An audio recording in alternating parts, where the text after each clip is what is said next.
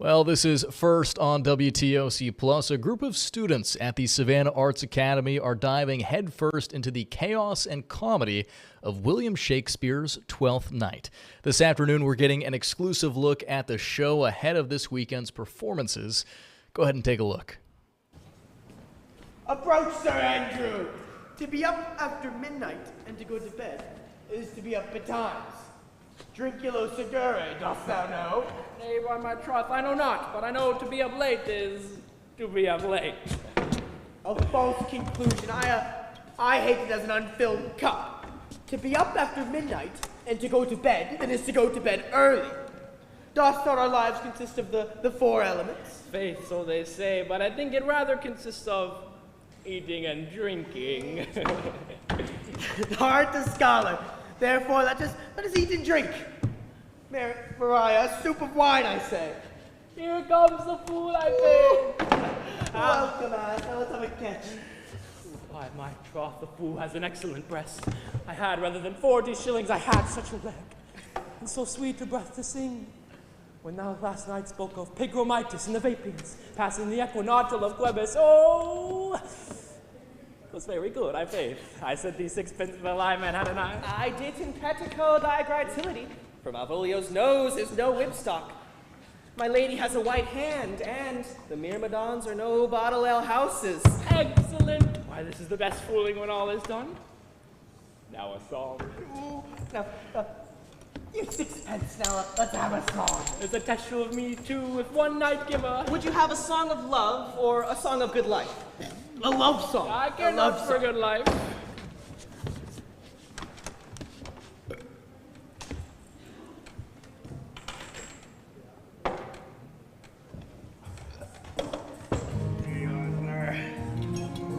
Oh, mistress mine, where are you roaming? Oh, stay and hear your true love's coming. I can sing both high and low.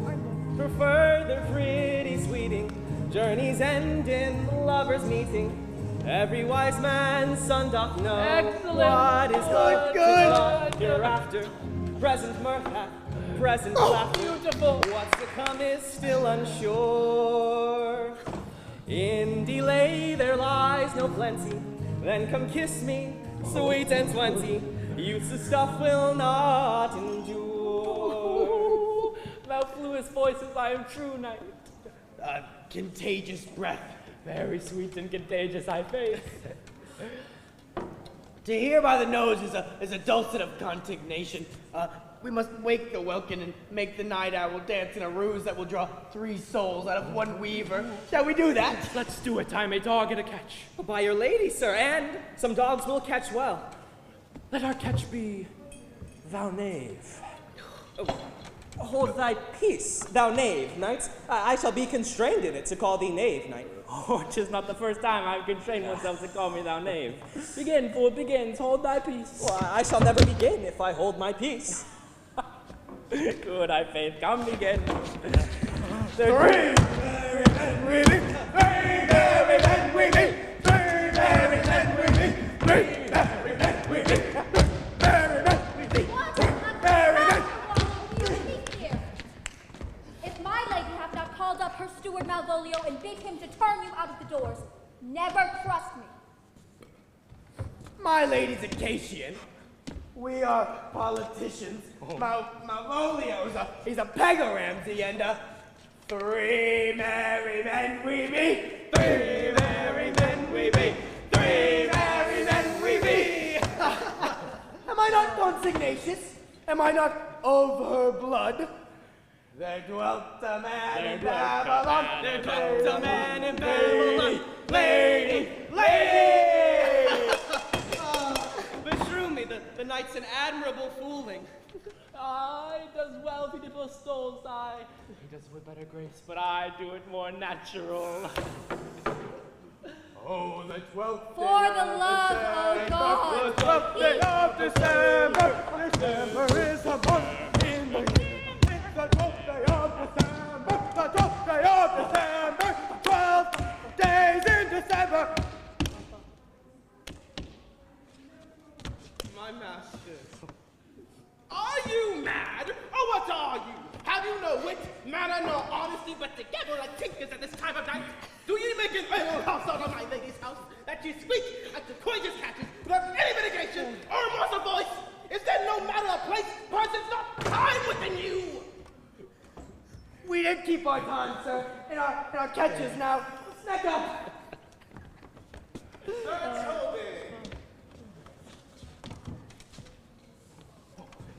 Yes.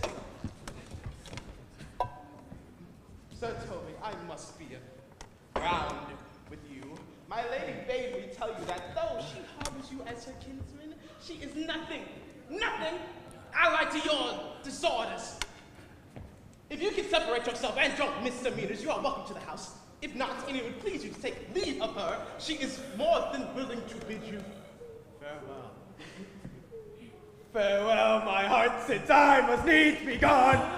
His eyes do show his days are almost done. So, But I will never die. Sir Toby, then you hide. Shall we bid and go? What and if you do? Shall we bid and go and spare her not? Oh no! No! You dare not!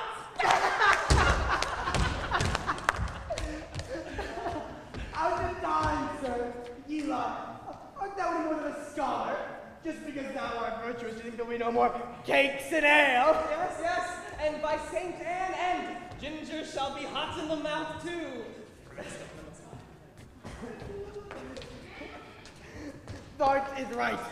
Go, sir, and rub your chain in some crumbs. Mariah, a stoup of wine. Mistress Mary, if you harbor my lady's favor as anything more than contempt, you would not give means to this uncivil rule. She shall know of it by this hand. Go! Shake your ears! For as good as a deed is to drink when a man's hungry, and to challenge him in the field, and then to break promise with him and make a fool of him. Do it, knight. I'll deliver the indignation by word of mouth. Sweet Sir Toby, be patient. For tonight, since the youth of the council is today with my lady, she is much out of quiet. For Monsieur Malvolio, let him alone with me. If I do not gull him into an A-word and make him a common recreation, never trust me. I know I can do it. Possess us. Tell us something of him. Marry, sir. Sometimes he is kind of a Puritan. Oh, if I thought that, I'd beat him like a dog. What? For being a Puritan? Thy exquisite reason, dear knight. I have no expensive reason for it, but I have a reason good enough. Oh, the devil of Puritan that he is. Nor anything constant but a time. An affectionate mass that can't stake without books and utters it by great stories. The best persuader of himself, so crammed as he thinks with excellency that it is the grounds of his faith that all that look on him love him. And it is within that vice that my revenge will find notable cause to work. What wilt thou do? I will drop in his way some obscure epistles of love, wherein, by the color of his beard, the shape of his leg, the manner of his gait, the expression of his eye, forehead, and complexion, he shall find himself most feelingly personated. I can write much like my lady, and on a forgotten matter we can hardly make distinctions of our hands. I smell a device. I have it in my nose too. The letters that thou write, he will think they are from my niece, and that she's in love with him.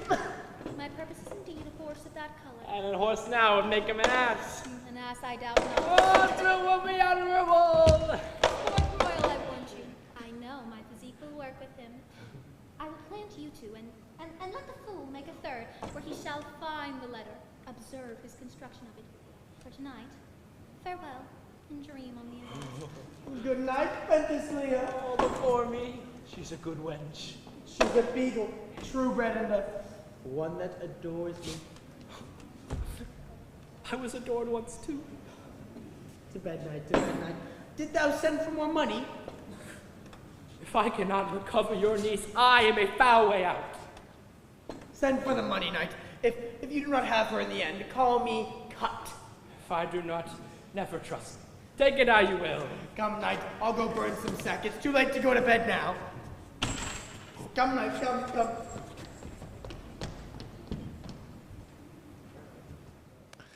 All right, well, we hope you all enjoyed that scene from the play. We also wanted to take a moment to kind of pull back the curtain to show you how the cast and its director are making this timeless play come to life. The show is one of Shakespeare's beloved comedies.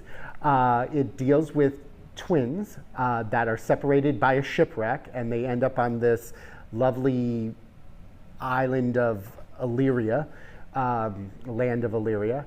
And they both believe they have died. You know, they've been separated. And so Viola, who we meet first, is like, what am I to do here? And so she decides that she is going to become Count Orsino's servant. And in order to be his servant, she must disguise herself as a male. She cuts off her hair and she dresses like a male. And unfortunately, she looks just like her brother. So when her brother makes an appearance in Illyria, there's mistaken identity, love affairs, people falling in love with other people, people falling in love with, they think they're falling in love, but they're not falling in love. It's really funny. It's got lots of supporting characters that are very funny. Malvolio, for instance, is tricked into thinking that he's in love with someone and he's not, and he kind of, you know, scolds everyone at the end of the play. It's a really lovely comedy, you know, Shakespeare, lots of fun.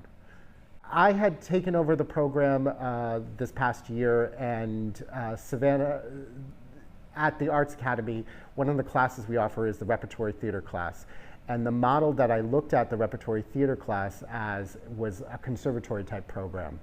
And in those conservatory type programs, it is very important that the actors get a wide range of experiences, and one being a classical and then one being a contemporary. And I chose this classical because I felt that we needed to do a classical, Shakespeare. This comedy hasn't been done here very often, and I was like, why not a comedy this year? So, and that brought a bunch of challenges for all of our cast members as well. It's the day before Tech Week, and it's that feeling before a show that you always have in high school theater where it just feels like these deadlines are just getting shorter and shorter and shorter, but this rehearsal process has been very different from any rehearsal process I've done. I'm not super used to doing comedies. I think I've only ever done one before, which was a student-directed performance, and so working with an actual director on a comedy has made it all very fun. I think I've connected with my castmates a lot better than I have in previous shows because we've all just been able to get through the stress and the challenges, because at the end of the day we get to go on stage and laugh instead of the typical dramas. I guess for me, it takes, because I don't normally play this kind of character, even when I'm in a comedy. I'm normally like the showsman type of character, but this guy, he's a butler, and he has a stick up his butt, and that's his whole character choice. But to get into character for Malvolio, it really just takes me humbling myself so that I can serve the purpose I need to serve in this play, because Malvolio is very much the joke of this play. Like, his whole side, like, subplot is a joke, because he's tricked into thinking that his lady has fallen in love with him, and she doesn't want anything she doesn't even think of him that way. And then he's tricked into wearing some yellow stockings with some cross garters, and he's made a fool. And it just takes me to humble myself to actually dive into that character. A lot of recent versions of Twelfth Night have, and Mr. Poole talked extensively about this in class, have dealt with the idea of colonialism.